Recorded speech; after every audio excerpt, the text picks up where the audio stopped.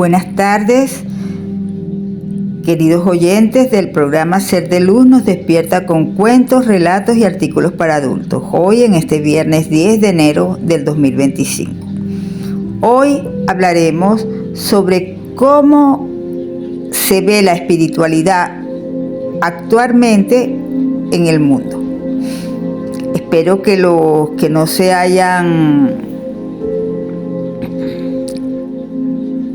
incluidos se anexen al grupo y que compartan el programa con todos los que puedan para que sigamos en este camino de crecimiento personal y espiritual, en este despertar de conciencia al amor, en este apertura a los cambios y en convertirnos en unos mejores seres humanos para poder ayudar al planeta, para ayudarnos nosotros mismos y para poder estar mejor y tener esas energías bien altas vibrando. Sin más, comenzamos con el programa de hoy. Es evidente que la evolución de la humanidad a lo largo de la época moderna ha puesto a disposición de los sujetos una enorme cantidad de recursos capaces de mejorar su situación espiritual.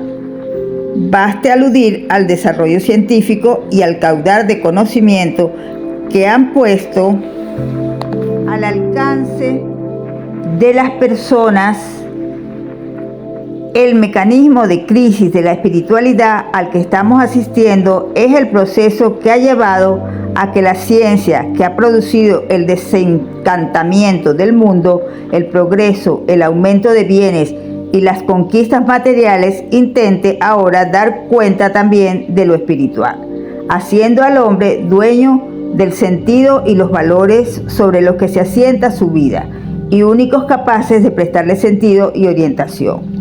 Una gran variedad de espiritualidades se ofrecen a nuestros contemporáneos, como otras tantas posibilidades de realización del ideal de vida al que aspiran para responder al enigma de su existencia y a sus anhelos más profundos. Primero es virtud del pluralismo religioso, que impone a todos los humanos la situación de globalización y el acceso a la conciencia planetaria, y después por la extensión de las espiritualidades laicas que disputan a las religiones la función de ofertas de felicidad y donación de sentido. Palabra clave: espiritualidad, religión, ciencia, crisis, cultura, crisis espiritual, nueva espiritualidad, globalización, sentido, felicidad. Espiritualidad es hoy una categoría emergente, casi un término de moda. Se aplica a realidades tan diversas y está cargada de significaciones tan variadas que no falta quienes se pregunten si su uso resulta operativo. En un diccionario filosófico se llega a decir a propósito de espíritu y espiritualidad que contienen tal maraña significativa que cabe preguntarse si no deberían ser desterradas de un vocabulario filosófico que pretende ser preciso. El sustantivo espiritualidad ha estado ausente incluso del vocabulario de los místicos hasta hace poco tiempo y no ha sido introducido hasta muy recientemente en el vocabulario usual de la teología. De hecho, la palabra no aparece en el diccionario filosófico, ni como sustantivo ni como adjetivo para designar una parte de la teología en los diccionarios teológicos más importantes de la primera mitad del siglo pasado. Lo que hoy se conoce como teología espiritual era designado hasta bien entrado el siglo XX teología ascética y mística. El sustantivo espiritualidad tiene su origen en el uso del adjetivo espiritual. Este se deriva del adjetivo latino spiritualis o spiritalis, creación al parecer del latín de los cristianos, derivado del sustantivo spiritus. Traducción de neuma fue utilizado para traducir el adjetivo neumáticos que aparece en las cartas paulinas. En los textos paulinos, neuma, spiritus, se contrapone a sat caro y no a soma corpus como neumáticos espirituales. Se contraponen a psíquicos carnales y no a somáticos corporales. Ahora bien, neuma, espíritu, para San Pablo se refiere a todo lo que está ordenado al Espíritu de Dios y guiado por él, mientras sarcaro remite a todo lo que en las personas se opone a la influencia de Dios y de su Espíritu. La oposición espíritu-carne no se identifica pues con la oposición espiritual corporal o inmaterial-material. Remite más bien a dos formas de vida, la que se guía por el espíritu y la que se guía por criterios mundanos. Conviene anotar, sin embargo, que a lo largo de la historia se produjo una evolución influida por la espiritualidad filosófica del neoplatonismo hacia el uso del espiritual en oposición a corporal material, lo que llevó a la identificación del sujeto con el alma, con el consiguiente dualismo antropológico y sus negativas consecuencias sobre la espiritualidad cristiana. Todavía en 1955, el autor de un tratado de teología espiritual escribía: vida espiritual se opone a vida material, corporal, sensible. El sustantivo espiritualidad aparece más tarde en torno al siglo V y recibe a lo largo de los siglos siguientes tres significados principales.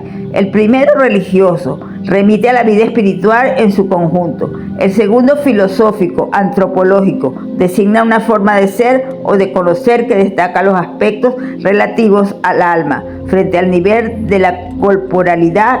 El tercero, espiritualia, remite en el ámbito del derecho a las realidades religiosas frente a temporalia, las realidades del orden profano o temporal.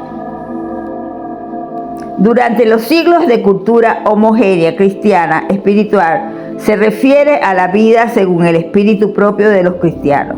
El conocimiento y el contacto con otras religiones llevará a ampliar el uso del término también a las formas de vida de los miembros de otras religiones, con lo que comenzará a hablarse de espiritualidad judía, musulmana, hindú, etc. Finalmente, como uno de los últimos episodios del proceso de secularización, espiritualidad va a aplicarse también a formas de vivir que tienen en cuenta y desarrollan aspectos tenidos por espirituales, independientemente de la adscripción o no a una religión o al cristianismo de las personas que la adoptan. En el marco de esta historia va a situarse el tratamiento que sigue de la espiritualidad cristiana, además orientado de forma práctica al ejercicio de esa espiritualidad. Requiere la referencia al contexto sociocultural y espiritual que condiciona ese ejercicio, así como la atención al panorama de las espiritualidades con las que ha de confrontarse la espiritualidad de los cristianos. Como instrumento para el derecho de esta tarea, propongo como noción inicial de espiritualidad aplicable a todas las espiritualidades la siguiente: la forma de vida de persona que basa la comprensión y la realización de sí misma en una opción fundamental por valores o realidades de alguna manera trascendentes capaces de dar sentido a su vida. La situación espiritual de nuestro tiempo. Todos los analistas coinciden en su enorme complejidad. Por una parte, es evidente que la evolución de la humanidad a lo largo de la época moderna ha puesto a disposición de los sujetos una enorme cantidad de recursos capaces de mejorar su situación espiritual. Baste aludir al desarrollo científico y el caudal de conocimiento que ha puesto al alcance de las personas, la extensión de grandes masas de conocimientos al conjunto de la población, por las mejoras de los sistemas de enseñanza, los avances técnicos que permiten al hombre moderno disponer de unas fuerzas naturales a cuya merced estaba el hombre antiguo. El reconocimiento de los derechos de la persona, la extensión de la tolerancia, la puesta en marcha de los movimientos de liberación, la mayor sensibilidad hacia la solidaridad y una más aguda conciencia de la justicia social. Pero junto a estos hechos innegables, los diagnósticos sobre la situación espiritual de nuestro tiempo, desde H. Bergson, con su llamada a ofrecer al mundo moderno un suplemento del alma, K. Jasper, con su obra pionera sobre la situación espiritual de nuestro tiempo, G. Friedman, con su alegato sobre el poder de la sabiduría, y tantos otros pensadores de distintas orientaciones, se viene insistiendo constantemente en la distancia cada vez mayor entre desarrollo científico técnico por una parte e indigencia moral de las sociedades modernas por otra. Distancia que estaría poniendo en cuestión el desarrollo espiritual de las mismas. Hace unos años, Amutis lanzaba un manifiesto contra la muerte del espíritu, en el que el escritor latinoamericano alza su voz contra la profunda pérdida del sentido que conmueve a la sociedad contemporánea, contra la reducción de dicho sentido a la función de preservar y mejorar la vida material de los hombres, contra el estrechamiento del horizonte existencial a incrementar al máximo la producción de objetos, productos y esparcimientos puestos al servicio de nuestro confort material. El manifiesto alertaba finalmente sobre una situación en la que se corre el riesgo de que quede aniquilada la vida del espíritu. El texto del manifiesto se desarrolla desde la distinción entre lo espiritual y lo religioso y ofrece como contenido más preciso del término espíritu el siguiente: la necesidad de la búsqueda de sentido de la vida, la admiración ante el hecho de que la realidad exista, el reconocimiento de los valores sin que lo que ni el hombre ni la humanidad existirían. El mecanismo de la desespiritualización a la que estamos asistiendo es develado en el texto que comentamos como el proceso que ha llevado a que la ciencia, que ha producido el desencantamiento del mundo, haciendo posible el progreso, el aumento de bienes y las conquistas materiales, intente ahora dar cuenta también de lo espiritual, haciendo al hombre dueño del sentido y los valores sobre los que se asienta su vida y únicos capaces de prestarle sentido y orientación. El diagnóstico aquí resumido resulta difícilmente cuestionable. Incontables datos ofrecidos por las encuestas relativas a los valores de los europeos vienen a confirmarlo. Cabe señalar además que probablemente la muestra más clara de la crisis de espiritualidad que padece el mundo actual aparezca en el hecho de haber convertido en la práctica lo económico en el valor más importante. Pero junto a estos datos innegables, es preciso anotar también que la situación a la que se refieren todos esos indicadores ha originado un profundo desencanto de la modernidad que la ha producido, y que ese desencanto está suscitando desde las últimas décadas del siglo XX amplia reacción contra ella. En esta reacción no es difícil percibir numerosos intentos de recuperación de los valores que la modernidad a ultranzas había puesto en peligro. Hasta los grandes empresarios se preocupan ya de espiritualidad, escribía hace unos años L. Bott, para quien lo más importante es la existencia de una demanda cada vez más universalmente extendida de valores no materiales, de una redefinición del ser humano como un ser en busca de sentido planificado y de unos valores capaces de inspirar profundamente su vida. Tales intentos contienen otros tantos proyectos de recuperación de lo espiritual bajo formas muy variadas. La referencia a la situación espiritual pone de relieve como rasgos más característicos de nuestro tiempo la convivencia de una gran variedad de espiritualidades que se ofrecen a nuestros contemporáneos, como otras tantas posibilidades de realización del ideal de vida al que aspiran para responder al enigma de su existencia y a sus anhelos más profundos. Primero, en virtud del pluralismo religioso que impone a todos los humanos la situación de globalización y el acceso a la conciencia planetaria. Y después por la extensión de espiritualidades laicas que disputan a las religiones la función de ofertas de felicidad y donación de sentido. El hecho al que acabamos de referirnos de la coexistencia en nuestro tiempo de espiritualidad, laicas y religiosas, puede revestir hoy una mayor relevancia, pero no es nuevo en la historia.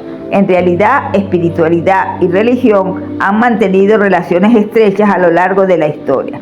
En primer lugar, porque todas las religiones han desarrollado en su seno algún tipo de espiritualidad.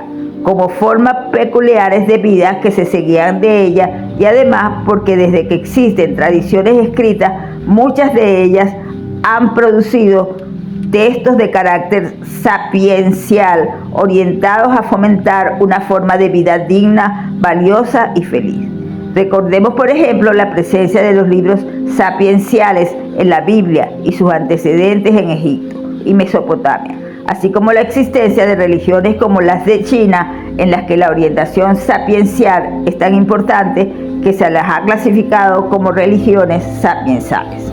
Especialmente importante reviste por lo que tiene de antecedente de la situación actual, la aparición en la filosofía griega de espiritualidades filosóficas. Al margen de las religiones de su tiempo y que se proponen como caminos alternativos para la ordenación de la vida y el logro de la felicidad, valga como ejemplo el diálogo socrático, calificado de ejercicio espiritual practicado en común, que invita al conocimiento de sí. Conócete a ti mismo, a reconocerse como no sabio, sino en camino hacia la sabiduría, es decir, filósofo, y a practicarla, como forma de aprender a morir, aprendiendo a llevar una vida buena, y como resumen la interpelación de Sócrates a quienes le juzgaban como: querido amigo, eres ateniense, ciudadano de una ciudad más grande, más célebre que cualquier otro por su ciencia y su pujanza, y no te avergüenzas de cuidarte solo de tu fortuna, de acrecentarla lo más posible, así como de tu reputación y honor, pero en lo que se refiere a tus pensamientos, tu verdad o tu alma y sus mejoras, no lo cuidas en absoluto. Más generalmente se ha caracterizado a la filosofía antigua en su conjunto como ejercicios espirituales, porque su práctica compromete la vida toda, constituye más que un intento de explicación de la realidad, una forma de vida orientada a la transformación del ser del filósofo y a hacerlo mejor. Por eso requiere como primer paso la conversión del sujeto y constituye una verdadera anime medicina. Cicerón, que enseña a dominar los deseos desordenados, los temores infundados, y a cultivar la atención, la conciencia, la razón, y especialmente a atenerse a lo que depende de uno mismo y a hacerse indiferente a lo que el hombre no puede procurarse ni puede evitar por sí mismo, como enseñan con orientaciones diferentes las escuelas estoica, epicúrea y cínica. Esta comprensión de la filosofía como sabiduría y espiritualidad se eclipsa con el predominio cultural del cristianismo. Desde finales de la época antigua renacerá en la época moderna, al hilo de la secularización del pensamiento filosófico, y constituye uno de los rasgos característicos de la situación espiritual de nuestro tiempo.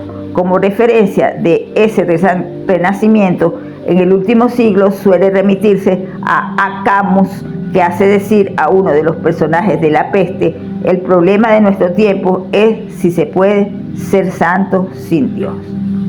Hasta aquí nuestro programa de hoy. Muy interesante. Vuelvan a leerlo, repítanlo, saquen sus conclusiones, hagan anotaciones, porque es muy interesante, si estamos en este camino, saber qué se plantea la espiritualidad en nuestros tiempos. Sin más, me despido de ustedes deseándole un feliz fin de semana, recordándole que recuerden el domingo a Jesucito, y compartiendo, disfrutando del fin de semana en familia, ayudando al que necesita, riendo, bailando, cantando, disfrutando de una buena comida, porque al final eso es lo que nos queda de esta vida hermosa que llevamos, de esta vida que es hermosa, pero que no es fácil, y que tenemos que buscar la manera de lograr cada vez tratar de verla de manera más fácil y no tan borrascosa como a veces se plantea. Sin más, me despido diciéndole que los amo, los bendigo, los respeto, y Les doy las gracias infinitas por seguir aquí en este camino de sabiduría, de aprendizaje, de crecimiento. Sin más, me despido. Hasta el próximo miércoles. Buenas tardes. Feliz fin de semana.